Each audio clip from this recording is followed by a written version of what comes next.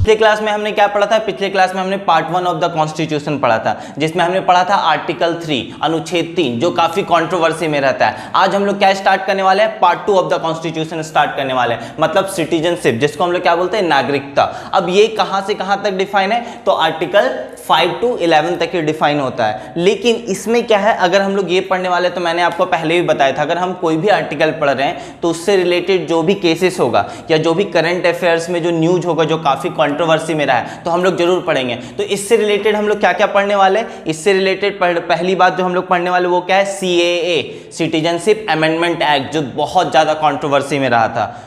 यहाँ इतना ज़्यादा कंट्रोवर्सी में रहा था कि फॉरेन मीडिया ने भी इसे काफ़ी ज़्यादा कवर किया था, इवन UN ने भी इसके बारे में बोला था। दूसरा क्या पढ़ने वाले हम लोग? असम अकॉर्ड पढ़ने वाले हैं। तीसरा क्या पढ़ने वाले हैं? NRC पढ़ने वाले हैं, नेशनल रजिस्टर ऑफ सिटीजन्स। ये सारा का सारा करंट अफेयर जो काफ़ी कंट्रोवर्सी में रहा था, वो सारा हम लोग किस में पढ़ने वाले हैं? सिटीजनशिप में पढ़ने वाले हैं। और जब भी एग्जाम होगा तो इससे क्वेश्चन आने का चांसेस बहुत ज़्यादा रहेगा। किससे? असम अकॉर्ड से, NRC से, ठीक है, सिटीजनशिप अमेंडमेंट एक्ट से। ये सारा का सारा न्यूज क्योंकि बहुत ज्यादा कंट्रोवर्सी में रहा है, तो हम लोग क्या करेंगे? हम लोग सिटीजनशिप का स्टैटिक पार्ट भी पढ़ेंगे और इसका डायनेमिक पार्ट भी पढ़ेंगे, मतलब इसका करंट अफेयर्स भी पढ़ेंगे कि इससे रिलेटेड क्या भी चल रहा है। तो सबसे पहले मैं आपको बता दूं, ये जो सिटीजनशिप है इसको हिंदी में हम लोग क्या बोलते हैं? नागरिकता।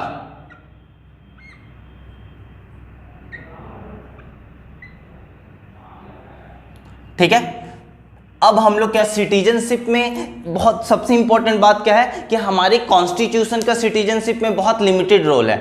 हमारा कॉन्स्टिट्यूशन कब तक सिटीजनशिप के बारे में बताता है? जब तक हमारा क्या हुआ था? कॉन्स्टिट्यूशन जो था वो, उसका कमेंसमेंट डेट क्या था? उसका कमेंसमेंट डेट मतलब वो कब इनफोर्स हुआ था? वो इनफोर्स हुआ था 26 जनवरी 1950 को। ये तब हुआ था कमेंसमेंट। मतलब यहां तक तो हमारे कॉन्स्टिट्यूशन का रोल है, लेकिन जैसे ही एक बार ये कमेंसमेंट हो गया उसके बाद में हमारे कॉन्स्टिट्यूशन का इसमें कोई रोल नहीं है। मतलब अगर हम बात करें हमारा कॉन्स्टिट्यूशन, मतलब हमारा संविधान, इसका क्या रोल है सिटीजनशिप में? तो इसका बहुत लिमिटेड रोल है। कैसा रोल है इसका? बहुत लिमिटेड रोल है। क्यों लिमिटेड रोल है? क्योंकि हमारा जो संविधान है, हमारा जो कॉन्स्टिट्यूशन है, वो कब तक सिटीजनशिप से डील करता है? ओनली टिल द कमेंसमेंट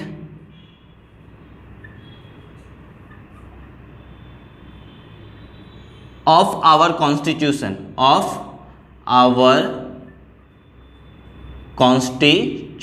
मतलब जब तक हमारा संविधान लागू हुआ तभी तक ये किससे डील करता है? सिटीजनशिप से डील करता है। उसके बाद ये फिर सिटीजनशिप से डील नहीं करता है। रेस्ट पावर किसके पास है? रेस्ट पावर सारा का सारा किसको दे दिया गया है? पार्लियामेंट को दे दिया गया है। मतलब अगर हम लोग आफ्टर 26 जनवरी 1950 का बात करें तो उसके बाद कौन डील करता है सिटीजनशिप से? उसके बाद डील करता है सिटीजनशिप से हमारा पार्लियामेंट। हमारा पार्लियामेंट डिसाइड करेगा कि किसको कैसे सिटीजनशिप देना है, किसका क्या क्राइटेरिया होगा। जैसे हमने पढ़ा था सिटीजनशिप एक्ट 1955, हम ये लोग आगे जाके हम लोग क्या करने वाले? ये पढ़ने वाले हैं। और इसी से रिलेट करके हम लोग CAA पढ़ेंगे, असम अकॉर्ड पढ़ेंगे, NRC पढ़ेंगे। तो हमारा कॉन्स्टिट्यूशन सिटीजनशिप से डील करता है क्या? हाँ, डील करता है। किस आर्टिकल से किस आर्टिकल तक? तो अनुच्छेद 5 से अनुच्छेद 11 तक डील करता है। फिर इसमें क्या याद रखना है कि हमारा कॉन्स्टिट्यूशन का, लेकिन इसमें लिमिटेड रोल है। ये कब तक डील करता है? ये मात्र डील करता है कब तक? आपको याद रखना है, जब तक हमारा कॉन्स्टिट्यूशन कमेंसमेंट हुआ था, मतलब जब तक हमारा कॉन्स्टिट्यूशन इन फोर्स हुआ था, मतलब 26 जनवरी 1950 था। उससे पहले का जितना भी सिटीजनशिप है उससे कौन डील कर रहा है? हमारा कॉन्स्टिट्यूशन डील कर रहा है। हमारा कॉन्स्टिट्यूशन को क्या बोलते हैं? लॉ ऑफ लैंड बोलते हैं। लॉ ऑफ लैंड क्यों बोलते हैं? क्योंकि हमको पता होना चाहिए कि जितना भी लॉ होता है वो हमारे कॉन्स्टिट्यूशन से ही डिफाइन होता है, इसलिए इसको हम लोग क्या बोलते हैं? फंडामेंटल लॉ ऑफ लैंड बोलते हैं। तो आपको क्या याद रखना है? आपको बस दो बात याद रखना है। पहला कि पार्ट 2 ऑफ द कॉन्स्टिट्यूशन किससे डील कर रहा है? सिटीजनशिप से, मतलब नागरिकता से। किस आर्टिकल से किस आर्टिकल तक डिफाइन है? आर्टिकल 5 टू आर्टिकल 11 तक डिफाइन है। क्या हमारा कॉन्स्टिट्यूशन हमेशा हमारे सिटीजनशिप से डील करेगा? नहीं, वो केवल जब तक हमारा कॉन्स्टिट्यूशन कमेंसमेंट हुआ था, मतलब 26 जनवरी 1950 तक डील करेगा। उसके बाद सारा पावर किसको दे दिया गया है? पार्लियामेंट को दे दिया गया है। पार्लियामेंट के पास क्या पावर है कि वो कैसे किसी को सिटीजनशिप देना है, क्या क्या उसका क्राइटेरिया होना चाहिए, उससे सारा लॉ कौन बनाएगा? पार्लियामेंट बनाएगा, जो हम लोग पढ़ने वाले आर्टिकल 11 में डिफाइन है ये चीज, ठीक है। और इससे रिलेटेड हम लोग करंट अफेयर क्या क्या पढ़ने वाले हैं, तो हम लोग 3 करंट अफेयर पढ़ने वाले हैं। पहला सिटीजनशिप अमेंडमेंट एक्ट पहला।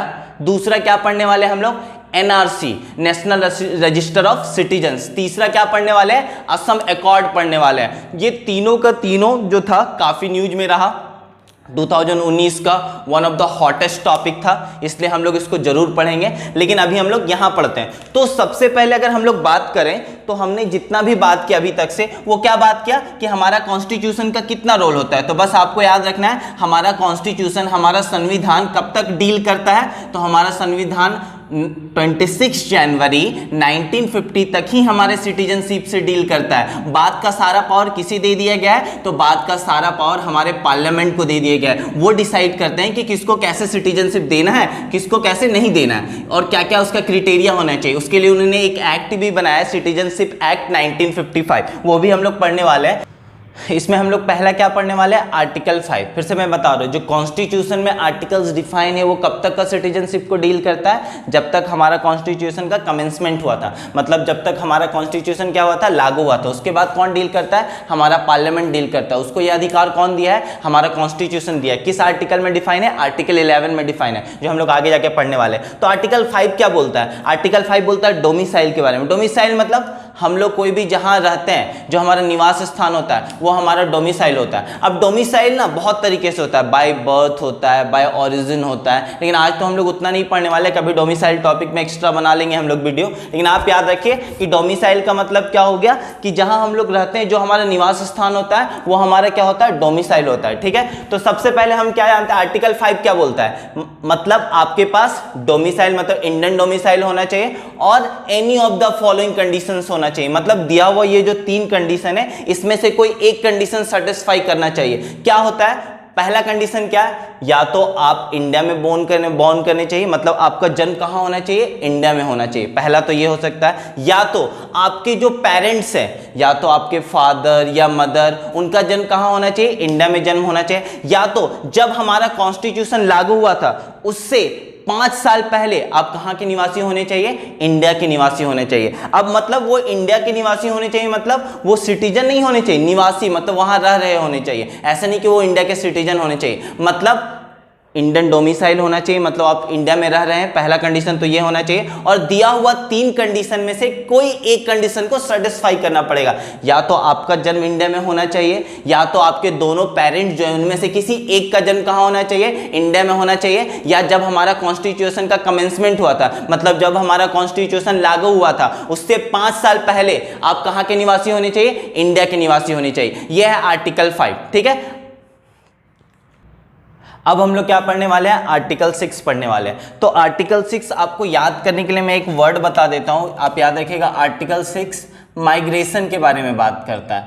कहां से माइग्रेशन, पाकिस्तान से। अब आर्टिकल 6 क्या बोलता है, आर्टिकल 6 बोलता है कि अगर किसी पर्सन को सिटीजनशिप चाहिए तो क्या होना चाहिए कंडीशन, या तो वो पर्सन, ठीक है, या तो उसके parents,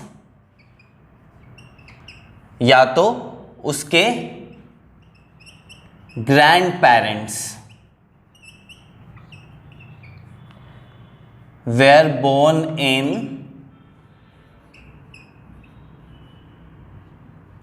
undivided India,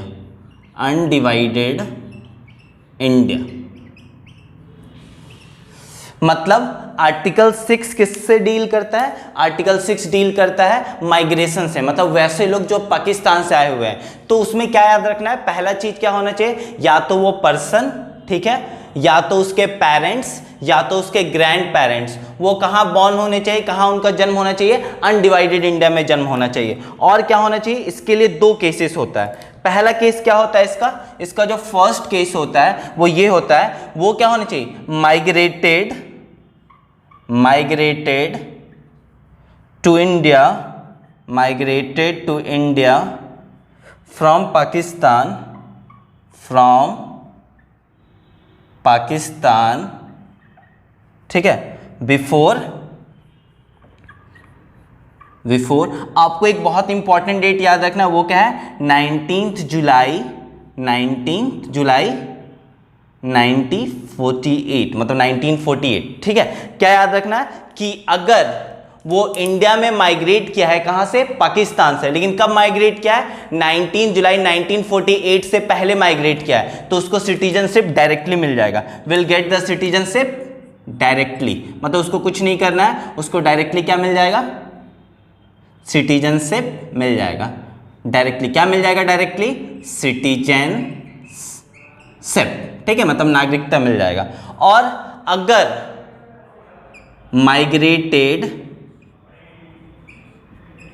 migrated to India from Pakistan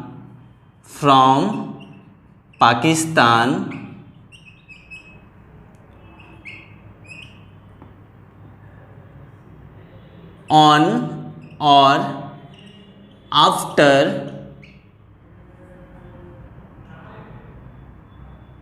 19 July 1948, अगर ऐसा है तो क्या करना पड़ेगा, इसके लिए दो चीज होता है। पहला तो आपको will have to live in India for 6 months, पहला तो ये। दूसरा 6 महीना आपको रहना पड़ेगा। उसके बाद आफ्टर दैट आपको करना क्या पड़ेगा, देन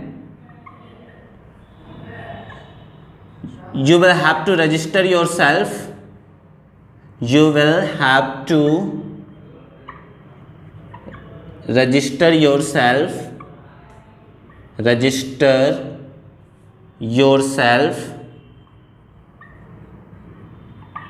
with authority,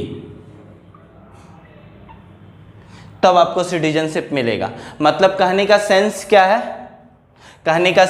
है, आपको क्या याद रखना है कि अगर आर्टिकल 6 क्या बोलता है, आर्टिकल 6 माइग्रेशन के बारे में बात करता है, मतलब वैसे लोगों के बारे में बात करता है जो पाकिस्तान से इंडिया आए हैं, ठीक है। तो इसमें क्या याद रखना है, माइग्रेशन के बारे में आर्टिकल 6 बात करता है। इसका कंडीशन क्या है, जिस पर्सन को सिटीजनशिप चाहिए, या तो वो, या तो उसके पेरेंट्स, या तो उसके ग्रैंड पेरेंट्स, उनका जन्म कहां होना चाहिए, अनडिवाइडेड इंडिया में होना चाहिए। पहला तो ये कंडीशन है। उसके बाद इसमें क्या है, किसी दो कंडीशन में से एक कंडीशन को हमको ध्यान रखना है। अगर वो पर्सन इंडिया में माइग्रेट किया है पाकिस्तान से, कब माइग्रेट किया है, तो बिफोर 19 जुलाई 1948, तो उसको डायरेक्टली सिटीजनशिप मिल जाएगा। मतलब इंडिया का जो नागरिकता है वो डायरेक्टली मिल जाएगा, उसको बहुत ज्यादा मेहनत करने की जरूरत नहीं है। लेकिन अगर वो इंडिया में माइग्रेट किया है कब, 19 जुलाई 1948 को, या उसके बाद माइग्रेट किया है, तो उसको सिटीजनशिप लेने के लिए क्या करना पड़ेगा, पहले इंडिया में 6 मंथ के लिए रहना पड़ेगा, एंड देन जो कंसर्न्ड अथॉरिटी है, जो उससे रिलेटेड अथॉरिटी या अधिकारी है, उनके पास जाके रजिस्टर करवाना पड़ेगा,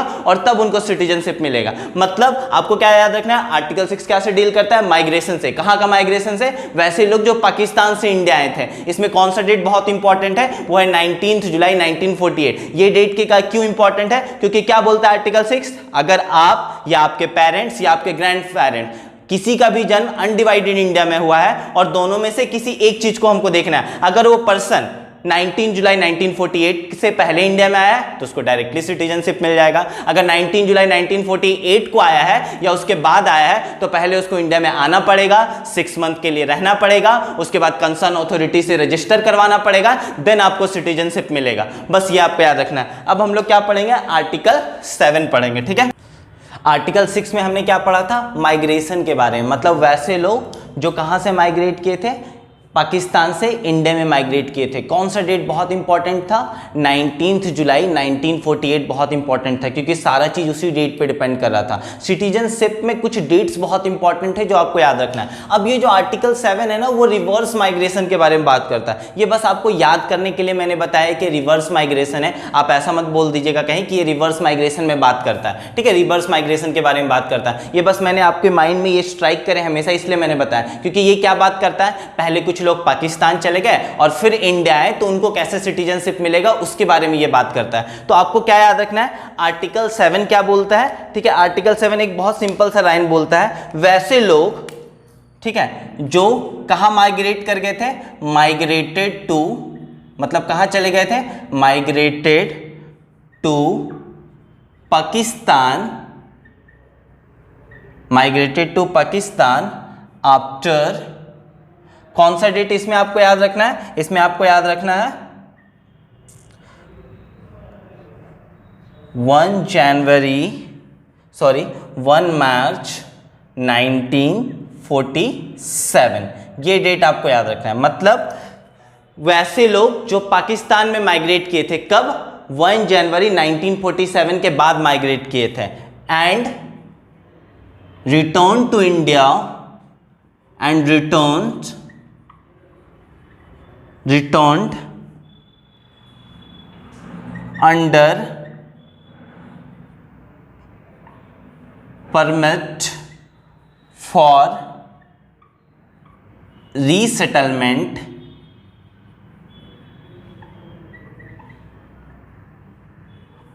or permanent return,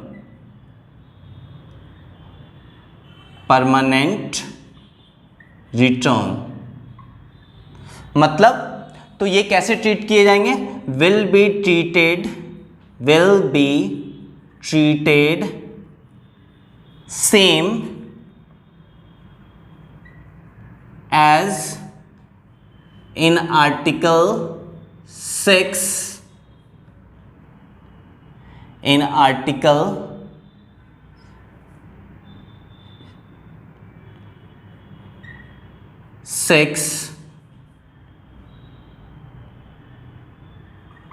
who migrated on or after 19th July 1948। मतलब ये क्या बोल रहा है, ओह मैं ये स्पेलिंग सुधार देता हूँ, सॉरी यहाँ एल छूट गया था, ठीक है।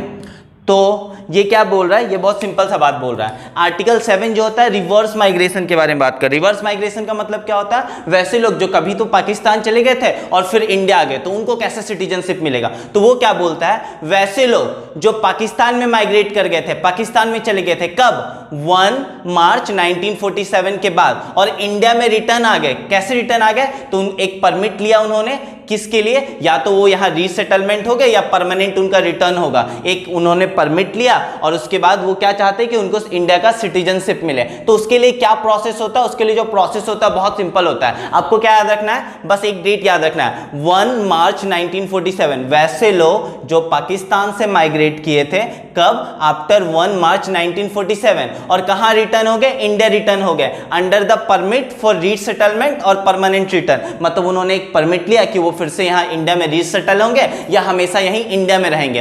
तो उनको कैसे सिटीजनशिप मिलेगा, उनको बिल्कुल उसी तरीके से सिटीजनशिप मिलेगा जैसे आर्टिकल 6 में मिला था। कौन सा केस में, वैसे लोग जो पाकिस्तान से माइग्रेट किए थे ऑन और आफ्टर, मतलब 19 जुलाई 1947 को माइग्रेट किए थे पाकिस्तान से इंडिया, या उसके बाद क्या है, उसके बाद माइग्रेट किए थे पाकिस्तान से इंडिया। तो क्या कंडीशन होता था आर्टिकल 6 में, उसमें पहले आपको इंडिया में आना पड़ेगा, 6 मंथ्स रहना पड़ेगा और कंसर्न अथॉरिटी से रजिस्टर करवाना पड़ेगा, फिर आपको सिटीजनशिप मिल जाएगा। तो इस केस में भी जो पाकिस्तान पहले गए, ठीक है, कब गए याद रखना है आपको, ये डेट याद रखना है, ये डेट बहुत इंपॉर्टेंट है। ये डेट क्या है, 1 मार्च 1947। मतलब 1 मार्च 1947 के बाद इंडिया से कहां चले गए, पाकिस्तान चले गए। अब वो इंडिया में आना चाहते हैं, ठीक है, विथ अ परमिट। क्या है परमिट में, कि वो रीसेटल होंगे और या तो परमानेंट यहीं इंडिया में रहेंगे। तो उनके साथ कैसा ट्रीट किया जाएगा, उनके साथ वैसे ही ट्रीट किया जाएगा जैसे आर्टिकल 6 में ट्रीट किया जाता था। वैसे लोगों के साथ जो पाकिस्तान से इंडिया आते थे on 19 July 1948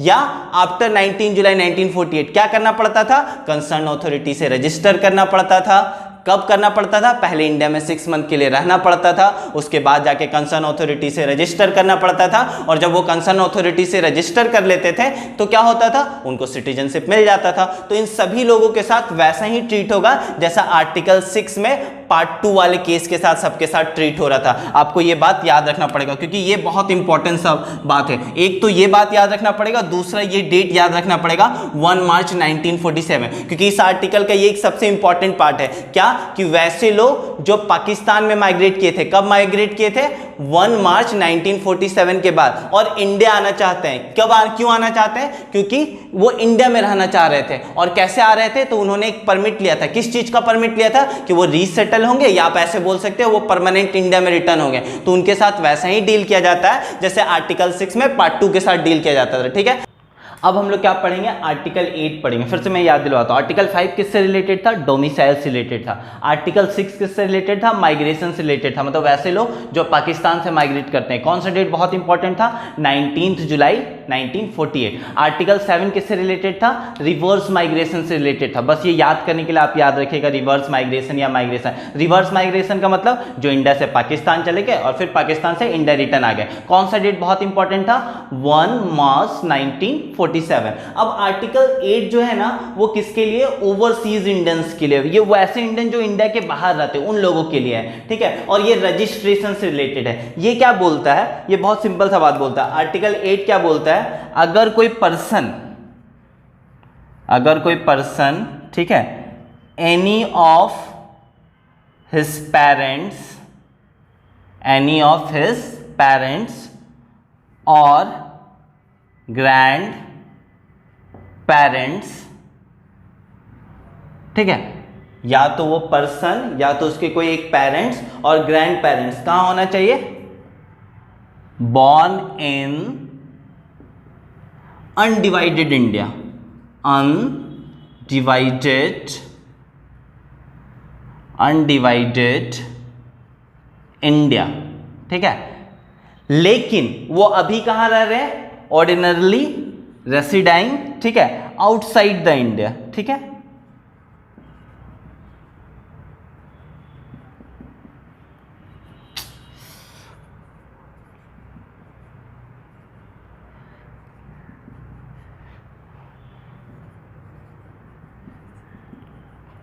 ordinarily रेसिडाइंग outside India. ठीक है, मतलब आपको क्या याद रखना है कि ये आर्टिकल 8 किसके साथ डील करता है? ओवरसीज इंडियंस के साथ डील करता है। क्या है इसमें? क्या हम लोग पढ़ने वाले? रजिस्ट्रेशन के बारे में पढ़ने वाले। मतलब कोई भी पर्सन या उसके पेरेंट्स या उसके ग्रैंड पेरेंट्स कहाँ जन्म लेने चाहिए? अनडिवाइडेड इंडिया में जन्म लेना चाहिए। और अभी कहाँ रह रहे हैं वो लोग? इंडिया के बाहर रह रहे हैं। समझ में आया? तो उसको कैसे मिलेगा सिटीजनशिप? उस पर्सन को जो अभी इंडिया के बाहर रह रहा है उसको कैसे मिलेगा सिटीजनशिप? तो उसके लिए क्या करना पड़ेगा? वो जिस कंट्री में भी रह रहा है वहां इंडिया के काउंसलर होंगे, वहां इंडिया के रिप्रेजेंटेटिव होंगे, वहां जाके उसको क्या करवाना पड़ेगा? रजिस्टर करवाना पड़ेगा। वहां जाके क्या करना पड़ेगा उस पर्सन को? will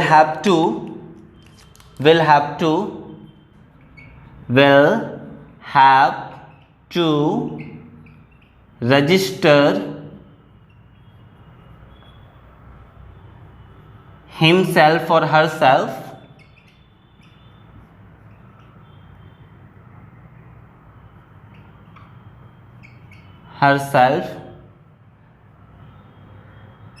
in the consular or diplomats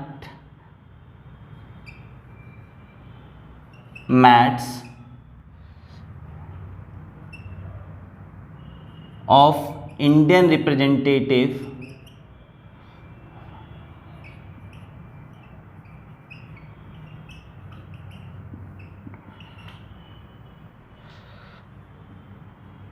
in that country।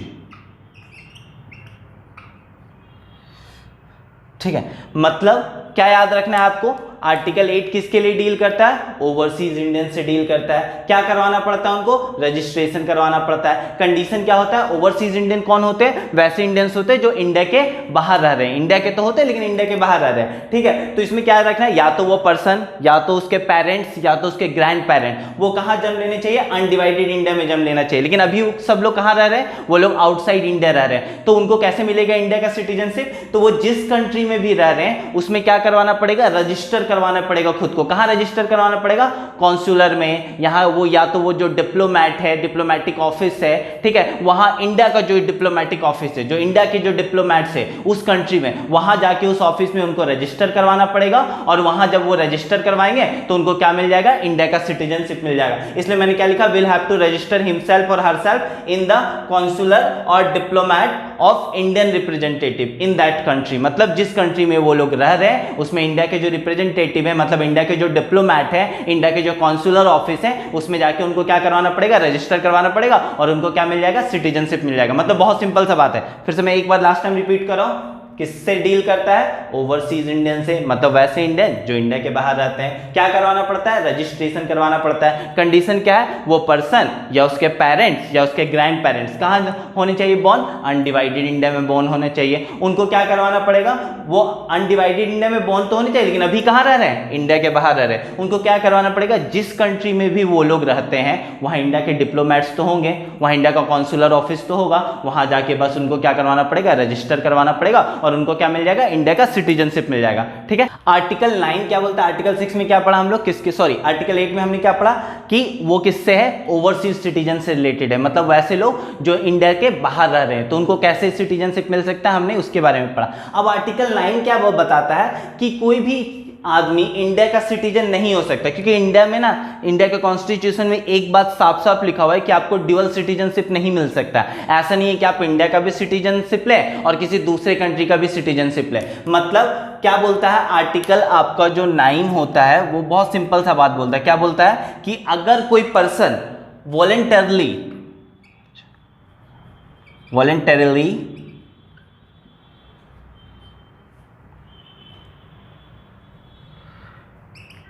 taken the foreign citizenship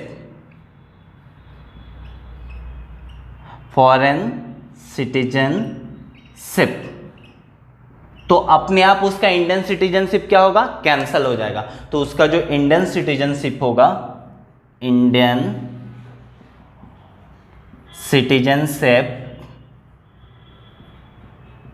वो क्या होगा? खुद ब खुद कैंसिल हो जाएगा। मतलब आपको क्या याद रखना है? आर्टिकल 9 क्या बताता है कि इंडिया में किसी को भी ड्यूअल सिटीजनशिप नहीं मिलता है। ड्यूअल सिटीजनशिप मतलब एक साथ दो देशों को वो सिटीजनशिप नहीं ले सकता। अगर आप इंडिया के सिटीजन हैं और कहीं दूसरे देश जाके अपनी खुद की इच्छा से आप सिटीजनशिप ले लेते हैं तो अपने आप आपका इंडिया का सिटीजनशिप क्या हो जाएगा? कैंसिल हो जाएगा। मतलब ये सिंपल सा लैंग्वेज बोलता है। एक लाइन आपको याद रखना है। आर्टिकल 9 क्या बोलता है? No dual citizenship, no dual citizenship मतलब आपको एक साथ दो सिटीजनशिप नहीं मिल सकता है। या तो आप इंडिया के नागरिक रह सकते हैं या तो आपने जिस देश का फॉरेन सिटीजनशिप लिया है वहां के नागरिक रह सकते हैं। ये इंडिया के कॉन्स्टिट्यूशन में आर्टिकल 9 में साफ साफ लिखा हुआ है। मतलब कोई भी पर्सन कब इंडिया का सिटीजन नहीं होगा? जब वो अपनी खुद की इच्छा से दूसरे अब्रॉड कंट्री का सिटीजनशिप ले लिया है तो अपने आप इंडिया का सिटीजनशिप क्या होगा? कैंसिल हो जाएगा। इसको हम लोग क्या बोलते हैं? नो ड्यूअल सिटीजनशिप बोलते हैं। अब हम लोग क्या पढ़ने वाले हैं? आर्टिकल 10 पढ़ने वाले हैं। ठीक है, ठीक है। आर्टिकल 10 क्या बोलता है? बहुत सिंपल सा बात बोलता है। आर्टिकल 10 बोलता है कि अगर आप इंडिया के सिटीजन हैं, ठीक है, deemed to be a citizen of India will continue to be a क्या है? Citizen of India unless not disqualified. मतलब आप इंडिया के सिटीजन हैं तो हमेशा इंडिया के सिटीजन बने रहेंगे कि जब तक आपको डिस्क्वालीफाई नहीं किया जाता है। मतलब अगर आप इंडिया के सिटीजन हैं तो तब तक इंडिया के सिटीजन बने रहेंगे जब तक आपको कोई डिस्क्वालीफाई नहीं करता। समझ में आ रहा है क्या बोल रहे हैं? मतलब इंडियन गवर्नमेंट आपको डिस्क्वालीफाई नहीं करती तब तक आप इंडिया के सिटीजन बने रहेंगे। और आर्टिकल 11 क्या बोलता है? आर्टिकल 11 बहुत सिंपल सा बात बोलता है। ठीक है, आर्टिकल 11 बोलता है कि क्या याद रखना आपको? कि constitution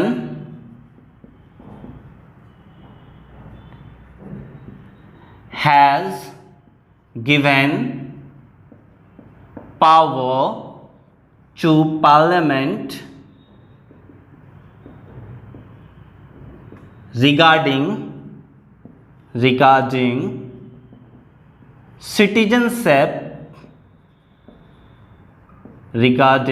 citizenship after commencement of constitution, commencement of constitution मतलब जिस दिन हमारा कॉन्स्टिट्यूशन क्या हुआ था, इन फोर्स हुआ था, लागू हुआ था। मतलब कौन सा डेट, 26 जैन 1950। ठीक है, तो आपको क्या याद रखना है, आर्टिकल 11 क्या बोलता है कि कॉन्स्टिट्यूशन क्या करता है कि पार्लियामेंट को यह पावर दे दिया है कि जब से हमारा कॉन्स्टिट्यूशन का कमेंसमेंट हुआ है, मतलब एक बार 26 जनवरी 1950 को हमारा कॉन्स्टिट्यूशन का कमेंसमेंट हुआ, अब इसके बाद सिटीजनशिप से रिलेटेड जितना भी डिसीजन है वो कौन लेगा, पार्लियामेंट लेगा। किसको सिटीजनशिप देना है, किसका टर्मिनेशन करना है, ये सारा कौन डिसाइड करेगा, पार्लियामेंट डिसाइड करेगा। ये कहां मेंशन है, आर्टिकल 11 में मेंशन है। आर्टिकल 10 क्या बोलता था, आर्टिकल 10 बोलता था अगर आप इंडिया के सिटीजन है तो लगातार इंडिया के सिटीजन बने रहेंगे जब तक आपको डिस्क्वालीफाई नहीं किया जा सकता है। ठीक है, अब आर्टिकल 11 क्या बोल रहा है, आर्टिकल 11 बोल रहा है कि कॉन्स्टिट्यूशन क्या क्या है, सारा का सारा पावर सिटीजनशिप से रिलेटेड किसको दे दिया है, पार्लियामेंट को दे दिया है। कब, जब हमारा एक बार कॉन्स्टिट्यूशन कमेंसमेंट हो गया, मतलब हमारा संविधान लागू हो गया, मतलब 26 जनवरी 1950 के बाद सारा का सारा पावर किसके पास है, पार्लियामेंट के पास है। पार्लियामेंट डिसाइड करेगा किसको टर्मिनेट करना है, किसको सिटीजनशिप देना है, उसका क्या प्रोसीड्यूर होगा, कौन सा एक्ट उस पर फॉलो होगा, सारा का सारा चीज कौन डिसाइड करेगा, पार्लियामेंट डिसाइड करेगा।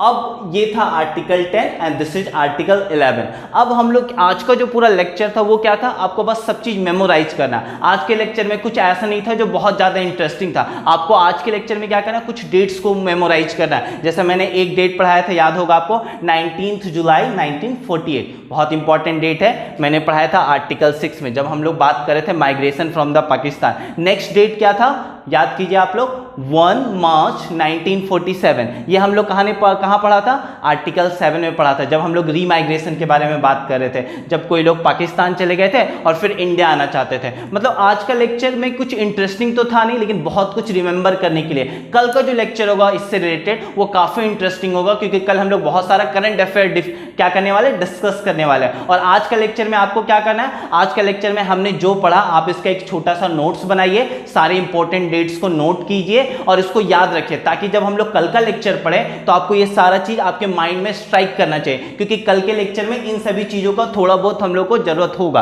तो आपको क्या याद रखना है, ये सारा का सारा इंपॉर्टेंट डेट्स। आज हमने कितना इंपॉर्टेंट डेट्स पढ़ा, 2 इंपॉर्टेंट डेट्स पढ़ा। आप इसको कैसे याद रख सकते हैं, आप इसको ऐसे याद रख सकते हैं। आर्टिकल 5 किसके बारे में बोलता है, डोमिसाइल के बारे में। आर्टिकल 6 किसके बारे में बोलता है, माइग्रेशन के बारे में। आर्टिकल 7 किसके बारे में बोलता है, रिवर्स माइग्रेशन के बारे में। आर्टिकल 8 किसके बारे में बोलता है, रजिस्ट्रेशन के बारे में। आर्टिकल 9 क्या बोलता है, नो ड्यूअल सिटीजनशिप होता है। और आर्टिकल 10 देखा हमने कि जब तक वो डिस्क्वालीफाई नहीं होगा इंडिया का सिटीजन क्या रहेगा, बना रहेगा। और आर्टिकल 11 किसके बारे में बताता है कि एक बार हमारा कॉन्स्टिट्यूशन लागू हो गया तो सारा का सारा पावर हमारे सिटीजनशिप से रिलेटेड किसको दे दिया गया है, तो हमारे पार्लियामेंट को दे दिया गया है। और ये था आज के लेक्चर का एंड। आशा करता हूं आपको ये लेक्चर पसंद आया होगा। और इस लेक्चर का सबसे खास बात ये था कि इसमें कुछ इंटरेस्टिंग नहीं था, सब कुछ याद करना था आपको, लेकिन कल का जो लेक्चर होगा वो काफी करंट अफेयर से रिलेटेड होगा। तो मैं चाहूंगा इस लेक्चर को आप पढ़े अच्छे तरीके से और सारा चीज को आप नोट्स करें, ताकि कल का जो लेक्चर होगा जो करंट अफेयर से रिलेटेड होगा